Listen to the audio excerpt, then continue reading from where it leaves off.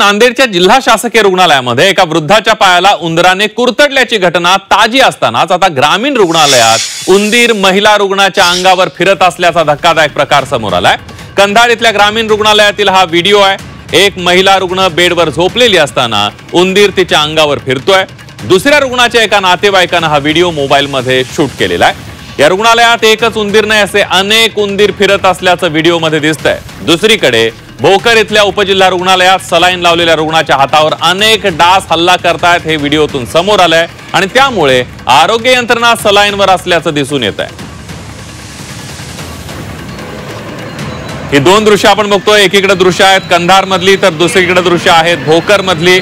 कशा पद्धतीनं या महिला रुग्णाच्या अंगावरून उंदीर उड्या मारताना पाहायला मिळत आहेत।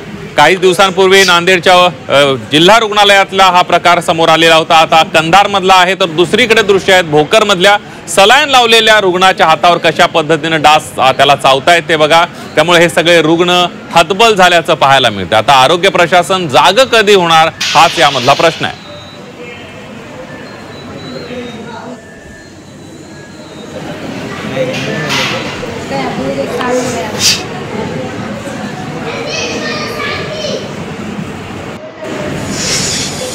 या ठिकाणी खूपच अस्वच्छता असून मच्छरांची हातावरती एक 5-25 मच्छर बसलेले होते।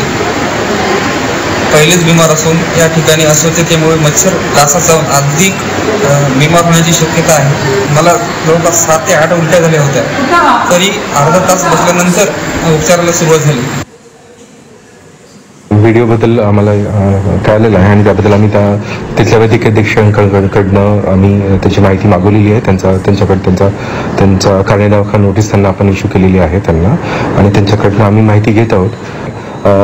जे ट्रॅप्स असतात म्हणजे उंदीरचा हे जे पकडण्याचे जे ट्रॅप्स आहेत ते लावणे आणि स्वच्छता या बाबतीत सगळ्या इन्स्ट्रक्शन्स आम्ही त्यांना दिलेल्या आहेत, जेणेकरून याची पुनरावृत्ती भविष्यात होऊ नये।